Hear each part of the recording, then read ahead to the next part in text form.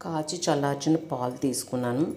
ఆ పాల్లో కొద్దిగా లైట్గా వేడి చేసుకున్నానండి. పాలు గోరెచ్చగా ఉన్నప్పుడు ఇందులో 1 స్పూను బెల్లం వేసుకుంటున్నాను. నేను పంచదార అయితే యూజ్ చేయట్లేదండి, బెల్లం వేసుకుంటున్నాను. ఇప్పుడని కాదండి, నేను ఎప్పుడూ పంచదార అనేది తగ్గించేసాను వాడడం. ఇదిగోండి, 1 కప్పు ఓట్స్ తీసుకున్నాను, ప్లెయిన్ ఓట్స్ తీసుకున్నాను. తీసుకొని ఇందులో ఈ పాలు పోసేసి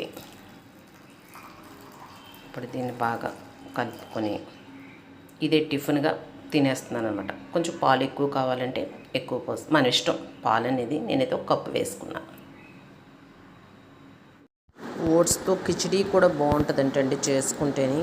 నాకైతే ఈరోజు ఓపిక లేదు. నేను ప్రస్తుతానికి పాల్లో ఓట్స్ వేసుకుని తింటున్నాను.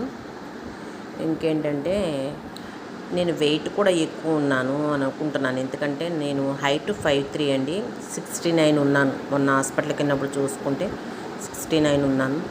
వెయిట్ కూడా తగ్గాలి అనుకుంటున్నాను.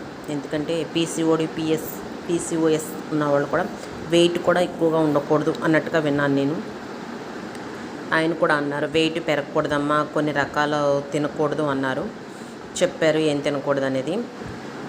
దాన్ని బట్టి నేను వెయిట్ కూడా తగ్గాలి అనుకుంటున్నాను. అందుకని ఇంకా ఆయిల్ ఫుడ్స్, మసాలాలు ఇవన్నీ మానేసి ఇలాగ టిఫిన్లో కూడా కొన్ని రకాల వెయిట్ పెరుగుతుంది అనుకున్నది కొన్ని మానేసి శుభ్రంగా ఇలా ఓట్స్ ఒక్కో రోజు ఒక్కో రకం చేసుకొని తింటే బాగుంటుందని నా ఉద్దేశం.